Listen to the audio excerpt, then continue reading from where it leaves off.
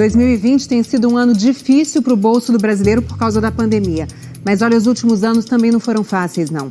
Em 2015, o Brasil entrou em recessão e a recuperação caminha a passos lentos e desiguais. Um estudo exclusivo revela que no sobe e desce dos números, os pobres ficaram ainda mais pobres. Mas a riqueza de quem já tinha uma vida confortável até cresceu. É o que mostra agora a repórter Sônia Bride.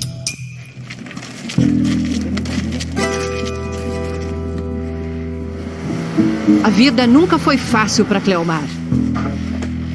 Mas nunca foi tão dura como agora, que vive do lixo, num lugar onde mesmo o lixo é pouco.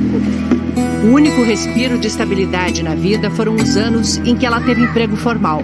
Era boa naquela época. Eu tinha geladeira, eu tinha um fogão bom, eu tinha minhas coisas boas, sabe? Mas aí chegou a crise. Era o governo Dilma Rousseff. Entre 2015 e 2016, o Produto Interno Bruto, a soma de todas as riquezas produzidas no país, encolheu 9%. 6 milhões de brasileiros perderam o emprego. Só de cima mesmo é possível ter uma ideia do tamanho dessa fila. As pessoas continuam chegando em busca de emprego. 12 anos trabalhei de carteira assinada. Mas aí a firma faliu, aí ele deu as nossas contas para nós ir embora.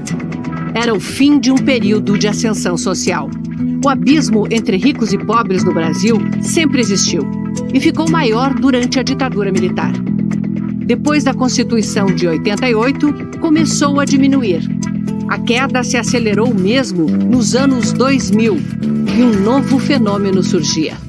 A nova classe média brasileira, 27 milhões de novos cidadãos consumidores.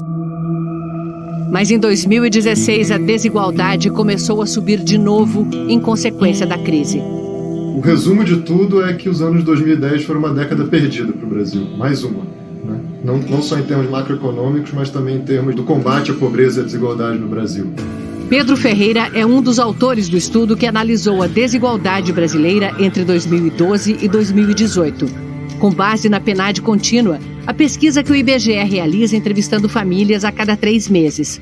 Mas em 2019 seguiu a mesma tendência e 2020 foi atípico por causa da pandemia. O outro autor do estudo é Rogério Barbosa. Ele destaca que depois de 2015, com o Brasil já em recessão, houve corte nos recursos destinados a programas sociais. As políticas sociais ficaram de lado, em especial o Bolsa Família, que passa a ser sistematicamente subfinanciado, e então o número de beneficiários começa a diminuir, o valor médio dos benefícios por domicílio e por pessoa também cai, muitas pessoas começam a ficar pobres, mas não são consideradas pobres pelo programa, então elas ficam de fora. Isso significa que nós não conseguimos oferecer proteção quando a proteção era mais necessária. Eles analisaram 3 faixas de pobreza. Todas haviam encolhido entre 2012 e 2014, mas aumentaram depois de 2015. Os domicílios com renda até R$ 258 por mês por pessoa voltaram ao patamar de 2012. Para os que recebem até R$ 178 por pessoa, a situação ficou um pouco pior do que 6 anos antes. Na faixa dos mais pobres entre os pobres, 2,5 milhões de pessoas a mais passaram a fechar o mês com renda de até R$ 89. Beth é um desses casos. O que tem me ajudado é o cartão da escola. Cartão no valor de R$ 110 por cada criança. A prefeitura paga para as crianças comerem em casa porque as escolas estão fechadas. R$ 220 por mês, para ela e 2 dos 7 filhos, os mais novos, que ainda estão na escola. Passou muita dificuldade? Bastante.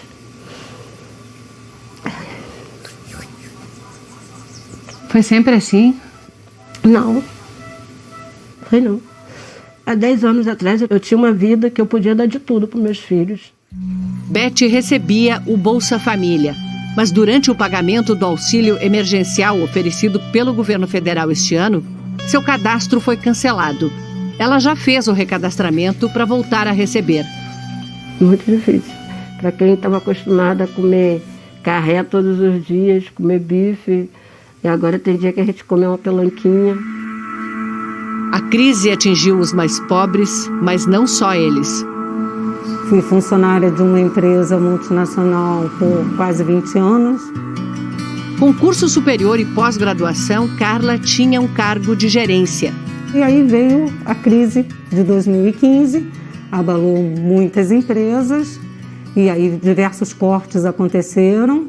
O meu cargo foi extinto e aí então eu fiquei realmente desempregada, já com uma idade mais avançada e com a crise no país, e aí ficou realmente uma situação muito difícil de retomada. Aos 47 anos, era difícil encontrar emprego e muito cedo para se aposentar. Divorciada, 2 filhos, Carla decidiu investir num negócio que não conhecia. Abriu um bar. Durou 6 meses. Quanto das suas economias você botou nesse bar que faliu? Toda a minha economia, mais de 300 mil.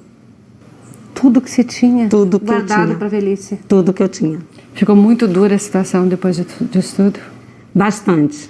É difícil até falar isso, mas eu vivi em um estado de pobreza, de não ter dinheiro para pagar luz, de não ter dinheiro para pagar gás, de não ter comida, de não ter como pagar o meu condomínio, de não ter como pagar as minhas contas básicas.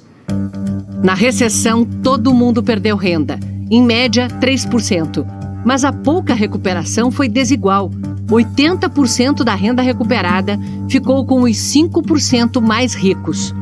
Isso mostra um pouco do tamanho do fosso entre os extremamente ricos e os extremamente pobres. O fosso é tão profundo que no Brasil, o 1% mais rico concentra mais renda do que os 40% mais pobres. Ou então, os 10% mais ricos têm uma fatia maior da renda do que os 80% mais pobres. O topo do Brasil, os mais ricos entre os ricos do Brasil, são tão ricos quanto os ricos europeus e americanos. Então, quando a gente está pensando numa classe média, a classe média mesmo, quem está no meio, é muito parecido com os mais pobres. Para muitos, o impacto da crise só não foi maior porque uma mudança temporária nas regras facilitou a aposentadoria. 36 anos e 5 meses deu total. Em 2016, João se aposentou ganhando quase o mesmo salário de quando estava empregado. E aí esse dinheirinho da aposentadoria fez uma diferença aí? Ajudou. O senhor não sofreu com a crise econômica? Na realidade, não. Ele ainda continuou trabalhando, mesmo aposentado. E em 2018, quando perdeu o emprego, já estava protegido. Eu consegui guardar um pouquinho, sim. Quando eu fui desligado em 2018, eu tinha o meu fundo de garantia integral. E tempo para aproveitar tranquilo as coisas boas que o tempo traz. Em 2016 e 2017, enquanto durou a facilidade para se aposentar por tempo de serviço, aquelas que têm valor maior do que o salário mínimo, o número de novas aposentadorias disparou e foi um fator de aumento da desigualdade. É curioso que a gente não considera que essas pessoas são exatamente ricas, né? Definitivamente uma pessoa que recebe 2, 3, 4 mil reais não é um milionário, está longe de ser isso. Mas o Brasil é um país muito desigual e esses valores já são concentradores de renda. Para diminuir a desigualdade, é preciso primeiro reconhecer que não é só uma questão de mérito. Se todo mundo quer subir na vida, nem todos têm acesso à mesma escada. Algumas pessoas conseguem sim ir avançando devagar, só com esforço próprio. Já umas poucas pessoas têm tudo a seu favor. Com boas escolas e uma rede de relacionamentos que ajuda a arrumar empregos, basta um pequeno esforço para chegar lá. Já para a imensa maioria dos brasileiros, essa é uma luta inglória. Não importa o esforço que eles façam, não conseguem sair do lugar. É preciso remover essas forças que ficam sempre jogando eles para baixo. Essas forças são muitas. Da falta de acesso à moradia, saneamento, educação. E um racismo estrutural que mantém principalmente os pretos nas camadas mais baixas de renda. Um sistema de cotas tem um papel importante e traz vantagens para todos, negros e brancos. A francesa Esther Duflo sabe o que fala. Ela ganhou o Prêmio Nobel de Economia no ano passado por ter uma visão inovadora. testar na prática estratégias para redução de pobreza, como se faz com vacinas, por exemplo. Não devemos ter medo de dar dinheiro para os pobres, porque isso não fará deles preguiçosos. Alguns dizem que eles não vão querer trabalhar, mas não há evidência disso. Todo mundo quer trabalhar, ser útil, contribuir. No Brasil, o Bolsa Família é um exemplo, com grande sucesso na redução da pobreza. No auge da emergência, quando você realmente tem que assistir pessoas, você tem que fazer uma espécie de jogar uma boia no mar, porque senão aquelas pessoas vão se afogar, dada a situação. Essa boia, tipicamente, é um programa de transferência de renda. Sem renda, a Cleomar viu o pouco que tinha se perder. A casa, escorada, ameaça cair. Cadê aquela chuvinha? Já fico logo com medo já. Já fico logo, me dá logo no nervo já. Só isso que eu queria, só ajeitar a minha casa. Só isso. Desculpa, viu?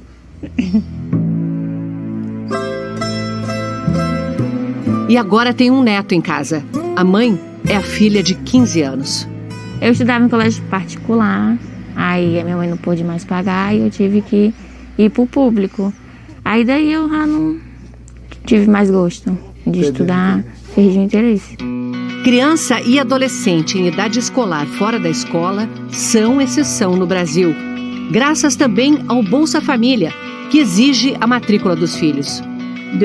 Apesar de estarem na escola, as crianças não aprendem. Isso acontece em vários países e acontece no Brasil. É preciso se assegurar de que as crianças não saiam sem domínio da leitura e dos números. E isso tem consequências. No fim das contas, essas pessoas vão acabar tendo uma remuneração mais baixa do que poderiam se tivessem acesso à educação de qualidade. O ex-presidente do Banco Central, Armínio Fraga, também vê a educação como investimento e aponta mais um caminho, o da reforma fiscal. Se espera de um sistema tributário que os mais ricos paguem proporcionalmente mais. O nosso sistema não tem essa característica e os mais pobres consomem mais da sua renda do que os mais ricos. E aí, se nós formos ao extremo, olharmos, sei lá, o 1% mais ricos, mais ainda, essas pessoas tendem a pagar ainda menos imposto. A ideia é inverter. Quanto mais rico, maior o imposto. Nós não estamos falando de trazer para cá alíquotas de imposto astronômicas, não é disso, não. É algo assim um pouquinho mais normal só. Já vai fazer uma enorme diferença. Esse dinheiro pode ser aquela boia para quem tenta sozinho tirar a cabeça para fora d'água. Carla prepara sabonete líquido e essências, embaladas em garrafinhas reaproveitadas, como aquelas que Cleomar cata na rua. Beth faz doces para vender na rua com ingredientes doados. As três embaladas pela solidariedade e uma determinação imensa. Eu acredito que daqui a um ano a história seja completamente diferente. Tem muita gente que começa e por um desânimo qualquer para. E eu pretendo continuar.